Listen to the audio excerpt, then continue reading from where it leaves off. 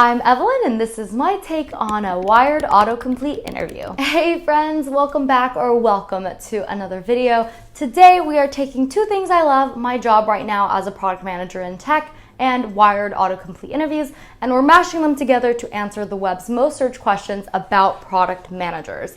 In case you don't know what Wired autocomplete interviews are, it's a series of videos on Wired's channel where they have celebrities come on and they'll type in their name into Google, like who does Robert Pattinson, and they let Google finish off that query, and they have the celebrities come on and answer whatever the autocomplete questions are. So today we are doing that, but with product management. And today's prompt that I wanted us to do these autocomplete questions on were, how do product managers, and then I'm gonna go ahead and let Google finish off the rest and get those questions answered. So I don't have that fancy little board that Wired has, but instead I'll have this virtual one.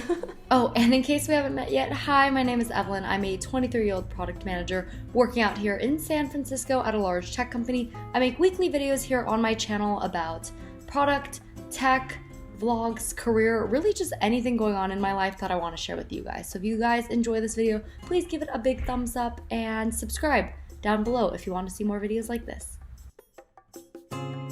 How do product managers work with designers? I work with designers pretty much all the time. We're pretty much hand in hand through most of the product lifecycle. For example, say it's iterating on a feature, both the designer and I would be looped in and involved in looking at and responding to the feedback, and then working together to brainstorm on how we could actually improve. Even when the designer is off working on the designs, they don't just disappear and come back weeks later with a final design. Instead, we'll regularly sync on how the designs are coming along with both product and engineering, chiming in and looking at the designs and giving their thoughts. We'll also work with them to run conceptual or final designs by the leadership team. From my experience, at least, the designers are the ones presenting and walking through the designs themselves, and I'll sort of chime in on the why, sort of the need and potential impact of the new venture. We're also together in bug bashes, hands-on reviews. The designers will usually chime in on any questions about the actual UX flow itself, and I'll answer questions on basically pretty much everything else. How do product managers work with engineering? So I guess this depends on how you define work with. So if you were to say work with as in a literal like collaboration meeting time with, I probably spend more time working with designers than I do with engineers. Especially right now, I'm actually on a platform team, so our engineers spend more time with their respective feature crews that they're currently working with.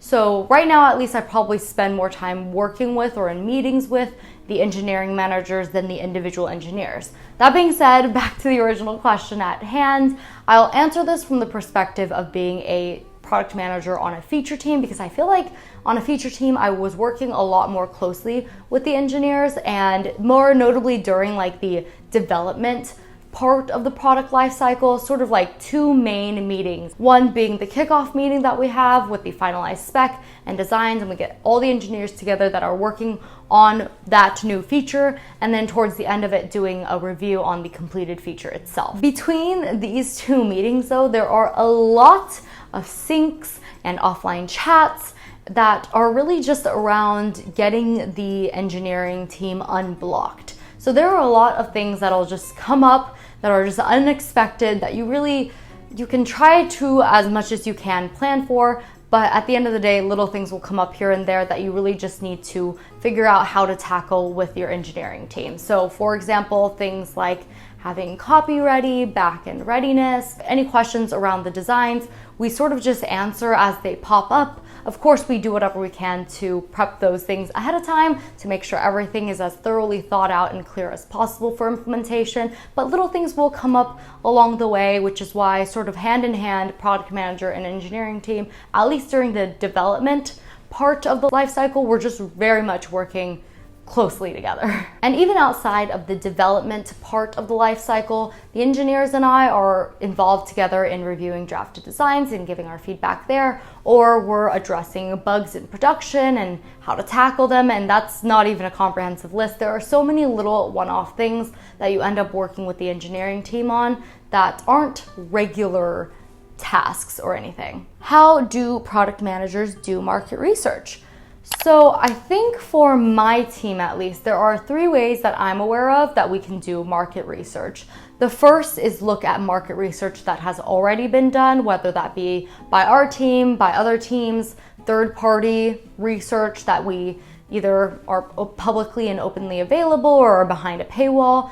Another way is to actually get our team of user researchers involved. I will say this is a longer and more, definitely more involved, but also probably one that you'll get more out of way of doing market research, because you're involving a literal user researcher, someone who's been trained in how to do all this research. You're probably also involving more members of the team. And so this will usually take a few weeks to a few months to do, but definitely just a more formal process that you'll get a lot more out of. So worth doing if you're looking into a venture that you feel like you're new to and would like to invest more heavily in research for.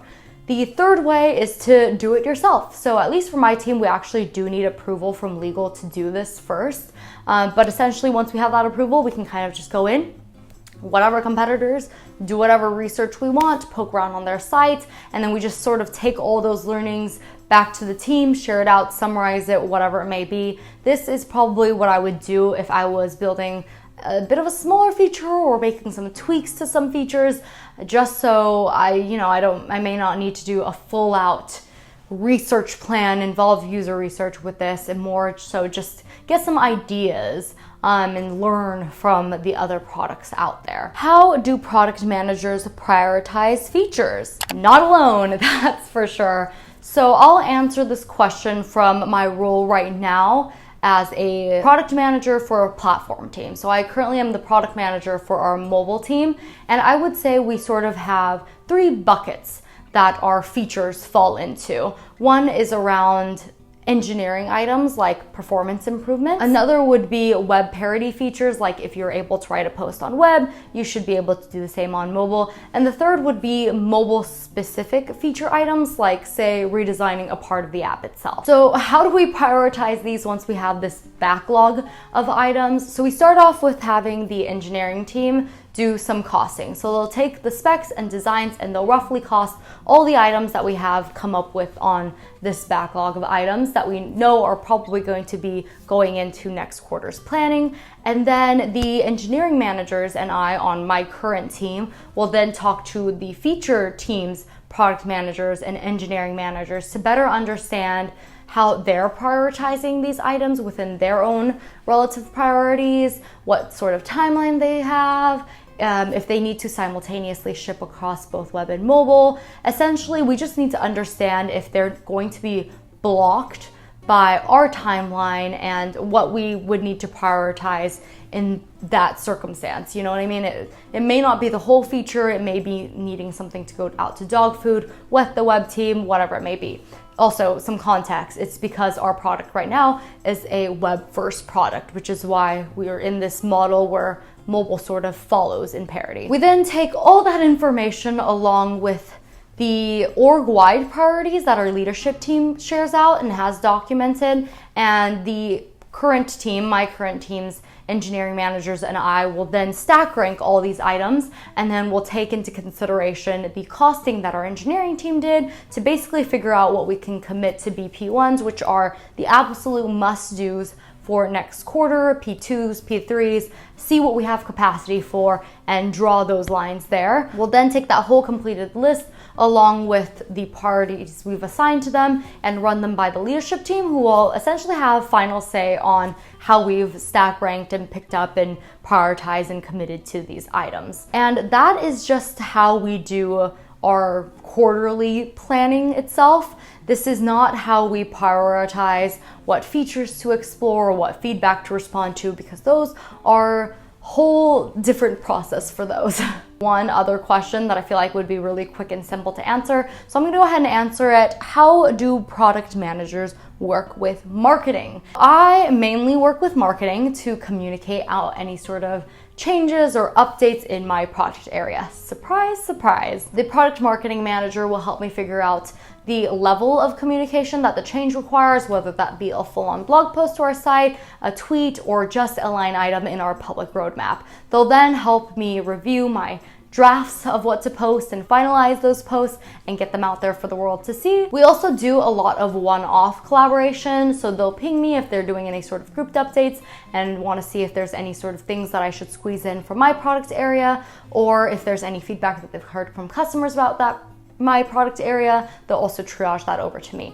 So just kind of popping up here and there, but mainly to communicate out any sort of changes. I always consult our marketing team. All right, I'm gonna go ahead and end the video here. That was a quick and simple one. Let me know what you think about this format of sort of doing these autocomplete product manager interview type questions. Do you like it? Do you hate it? Are these questions you had? Because it's questions that I guess people were out there searching on Google. So hopefully that was somewhat interesting or helpful to you. If it was, please give this video a big like or comment down in the comments below if you want to see more videos like this. There are actually other prompts I saw, like what does a product manager ...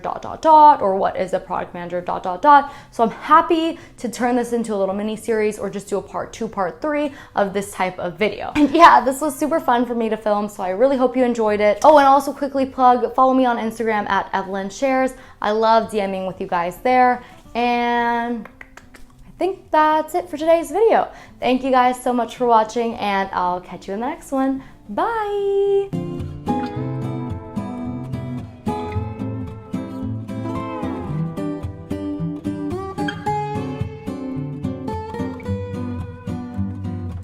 Maybe next time I'll make one of those boards, because I've always wanted to do the little peel off thingy.